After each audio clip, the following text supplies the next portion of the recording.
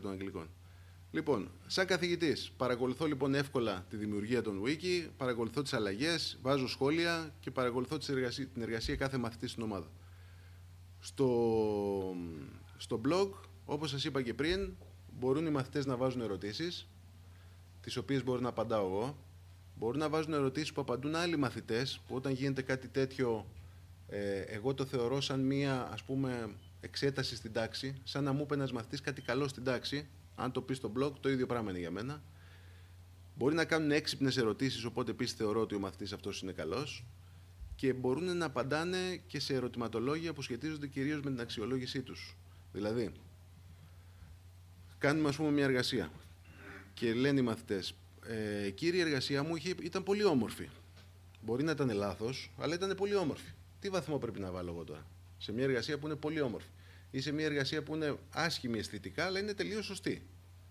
Αυτά είναι θέματα συμφωνίας με την τάξη. Και για να μην υπάρχει πρόβλημα, φτιάχνω ένα ερωτηματολόγιο στο wiki και όποιος, στο blog μάλλον, και όποιος όταν απαντάνε, αυτό που θέλουν οι περισσότεροι κάνουμε. Δηλαδή, πόσο παίρνει η αισθητική? 3 μονάδες, 3. Σε πλαίσια που καθορίζω εγώ βέβαια, μην παίρνει 13. Λοιπόν, σαν blog λοιπόν, ο μαθητής μπορεί να ρωτάει όποτε θέλει, μπορεί να βλέπει ερωτήσεις απαντήσεις σε ερωτήσεις παλιότερων ετών, και αυτό είναι πολύ εξυπηρετικό για αυτούς. Μπορεί να απαντάει και ο ίδιος και μπορεί να διαμορφώνει την άποψη της τάξης. Σαν καθηγητής μπορώ να απαντάω σε ερωτήσεις, μπορώ να βλέπω και να αξιολογώ απαντήσεις μαθητών, μπορώ να ξέρω εύκολα τις απόψεις της πλειοψηφίας και μπορώ να τα κάνω όλα αυτά πολύ γρήγορα. Μία κουβέντα ακόμα για τη διαθεματικότητα, επειδή την είχαμε στο σενάριο αυτό, ότι το μάθημα της τεχνολογίας είναι διαθεματικό έτσι και αλλιώς, και σε αυτό στηρίχτηκα, γιατί όπως επίσης και το μάθημα των Αγγλικών, γιατί η διαθεματικότητα στο Λύκειο δεν είναι κατοχυρωμένη όπως είναι στο γυμνάσιο, με τα DEPS και τα apps. Και ουσιαστικά αυτό που κάναμε είναι το εξής. Έχουμε ένα wiki σε κάθε ομάδα. Το κάθε wiki έχει 2 σελίδες όμως. Στη μία σελίδα γράφουν την εργασία της τεχνολογίας, στην άλλη σελίδα γράφουν την εργασία των Αγγλικών. Ένα κομμάτι από την εργασία της τεχνολογίας το μεταφράζουν και το βάλουν στα αγγλικά. Και ένα κομμάτι από την εργασία των Αγγλικών το μεταφράζουν και το βάζουν στην τεχνολογία. Για να το κάνεις αυτό χρειάζεται μια διαθεματική έννοια. Εμείς είχαμε την έννοια γέφυρες. Εγώ λοιπόν έκανα τεχνική μελέτη κάποιων γεφυρών. Η συνάδελφος των Αγγλικών τους έβαλε να βρούνε αυτές οι γέφυρες που βρίσκονται πίσω από τα ευρώ, τα χαρτονομίσματα, σε ποιες περιοχές του κόσμου βρίσκονται και τι τεχνοτροπίας είναι. Οπότε για το μάθημα των Αγγλικών αυτή η γέφυρα ήταν, ας πούμε, γοτθική. Για μένα ήταν γέφυρα τόξο. Οπότε παίρνανε τα στοιχεία της γοτθικής γέφυρας και τα βάζαν κάτω από τη γέφυρα τόξο τη δικιά μου και τα δικά μου κάτω από τα αγγλικά. Και κάνανε και ταυτόχρονη μετάφραση. Το αποτέλεσμα ήταν κάτι τέτοιο.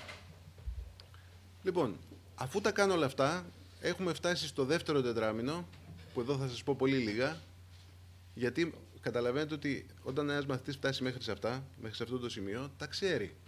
Δηλαδή, ξέρει τις πειραματικές διαδικασίες, ξέρει το πώς πρέπει να σκεφτεί, ξέρει τι πρέπει να γράψει σε μια εργασία. Τα έχει δοκιμάσει να τα γράψει και τεχνολογικά όλα αυτά. Και φτάνουμε στο δεύτερο τετράμινο, που είναι ατομική εργασία, γιατί είναι αυτή που θα παραδοθεί στο τέλος, που εγώ χωρίζω τις εργασίες σε 3 είδη. Με ενδιαφέρει να ακολουθήσω αυτό που λέει το βιβλίο, δηλαδή ότι οι έρευνες είναι πειραματικές, περιγραφικές και έρευνες ερωτηματολογίου, αλλά μου φαίνεται πολύ λίγο να κάνω μια σκέτη έρευνα ερωτηματολογίου. Οπότε όταν οι έρευνες περιέχουν μέσα ερωτηματολόγια, τις έχω χωρίσει σε 2 είδη, αυτές που τις ονομάζω κατασκευαστικές εργασίες και αυτές που τις ονομάζω κοινωνικές εργασίες. Η μία έχει μέσα 2 ερωτηματολόγια, η άλλη έχει 3. Να σας δείξω μερικά, μάλλον να σας πω κάτι πάνω σε αυτό. Κατασκευαστική εργασία είναι το να φτιάξει κάποιος ένα κέικ, ας πούμε, ή να φτιάξει κάτι. Οπότε χρειάζεται ένα ερωτηματολόγιο που να λέει πώς πρέπει να το φτιάξω, δηλαδή θα ρωτήσει τον κόσμο για να πάρει απαντήσεις και να φτιάξει προδιαγραφές, και ένα ερωτηματολόγιο ελέγχου που θα το παρουσιάσει μετά στο σεμινάριο στην τάξη και να πει αυτό που έφτιαξα τι είναι, και μετά να συγκρίνει αυτά τα 2. Δηλαδή το ένα τι ήθελα να φτιάξω και το άλλο είναι τι είναι αυτό που έφτιαξα. Στις κοινωνικές, που μπορεί να είναι ο ρατσισμός, η δυσλεξία, ή διάφορα τέτοια πράγματα, έχει 3 ερωτηματολόγια. Το ένα είναι για να μάθουν για το θέμα τους, το άλλο είναι για να μάθουν για αυτό που πρόκειται να κατασκευάσουν, γιατί πάντα κάποια δουλειά τέτοια έχει ένα output, ας πούμε. Έχει δηλαδή κάτι να δώσεις, ένα φυλαδιάκι. Δεν έχει μόνο να μάθει ο μαθητής. Το θέμα είναι τι θα προσφέρουμε και στην ανθρωπότητα. Οπότε, κάποιος που κάνει ένα θέμα για το ρατσισμό, παραδείγματος χάρη, ο σκοπός του δεν είναι να μάθει ο ίδιος για το ρατσισμό. Ο σκοπός του είναι να παράγει ένα φυλάδιο, ένα άρθρο σε εφημερίδα, μια διαφήμιση, κάτι να παράγει στο τέλος, το οποίο να περιέχει το απόσταγμα αυτό που έμαθε για το ρατσισμό. Για να παράγει λοιπόν αυτό που είναι να παράγει, πρέπει και γι' αυτό να έχει κάποιες προδιαγραφές. Οπότε χρειάζεται να κάνει κάποιο ερωτηματολόγιο και άλλο ένα για να δει αν το πέτυχε. Η εργασία, σας λέω μερικά πράγματα που είναι βασικά και όλα τα άλλα βέβαια που λέει το βιβλίο, τι περιέχει μέσα. Επιλέγουμε το θέμα και κάνουμε ένα συμβόλαιο με το μαθητή. Αυτό είναι κάτι που με βοηθάει πάρα πολύ, ότι τους βάζω και υπογράφουν ένα συμβόλαιο. Το οποίο λέει το εξής: σήμερα, τάδε του μηνός, στα πλαίσια του μαθήματος τεχνολογίας, αναλαμβάνω τη συγγραφή γραπτής εργασίας με θέμα αυτό. Η εργασία έχει τη θέση και βαρύτητα του ετήσιου τελικού διαγωνίσματος και πρέπει να παραδοθεί μέχρι τότε. Η παρουσίαση εργασίας θα αξιολογηθεί και ο βαθμός θα συνυπολογιστεί στο βαθμό του β' τετραμήνου. Παρουσίαση. Έλαβα γνώση ο κηδεμόνας. Έλαβα γνώση, είναι σημαντικό το έλαβα γνώση. Αν κάποιος θέλει να το κάνει. Όχι ο κηδεμόνας, το έλαβα γνώση. Με αυτό το απλό χαρτάκι, το οποίο περιλαμβάνεται μέσα στην εργασία τους, δεν έχει τύχει από τότε που το εφαρμόζω τα τελευταία 4 χρόνια, δεν έχει τύχει ούτε μία φορά να έρθει κάποιος κηδεμόνας και να μου πει ότι το παιδί μου έχει πολλά πράγματα να κάνει και δεν προλαβαίνει.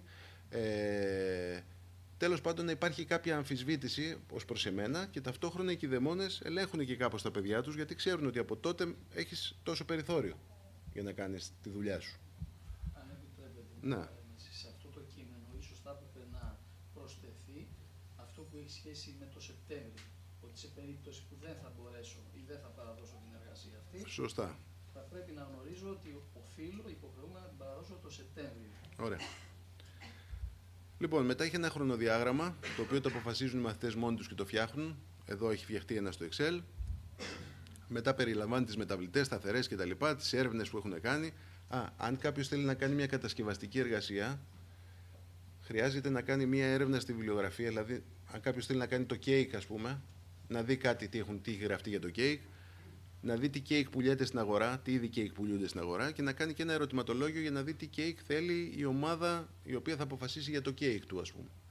Αν το κάνει σύμφωνα με τις προτιμήσεις του Α2, θα ρωτήσει τους μαθητές του Α2. Αν το κάνει σύμφωνα με προτιμήσεις άλλων, ας πούμε, θα ρωτήσει εκείνους. Και μετά, αφού κάνουν τις ερωτήσεις, επεξεργάζονται το ερωτηματολόγιο, βγάζουν κάποιες προδιαγραφές του προϊόντος. Συγκεκριμένα εδώ, αυτό τι είναι, είναι για ένα σαπούνι. Λέει, το άρωμα θα είναι 4 με άριστατο 5. Δηλαδή δεν θα μυρίζει πάρα πολύ, 4 με άριστατο 5. Ο αφρός θα είναι 5, η σκληρότητα θα είναι 2, το μέγεθος 3 και η αισθητική συσκευασίας 5. Αυτό το φτιάχνει σε ένα αραχνοειδές διάγραμμα, που αυτό είναι ένα κλικ στο Excel, δεν είναι τίποτα. Και όταν κάνει το δεύτερο ερωτηματολόγιο ελέγχου, πάνω στο ίδιο αραχνοειδές διάγραμμα βάζει ένα δεύτερο, οπότε ό,τι εξέχει είναι το λάθος. Οπότε μετά όταν κάνει μια αυτοαξιολόγηση που κάνει ο μαθητής στο τέλος, που βλέπετε συμπεράσματα και αυτοαξιολόγηση στο τέλος, εκεί γράφει γιατί πήγε λάθος αυτό που έφτιαξε και τι προτάσεις κάνει για το μέλλον, ώστε αν το φτιάξει κάποιος αργότερα να γίνει καλό.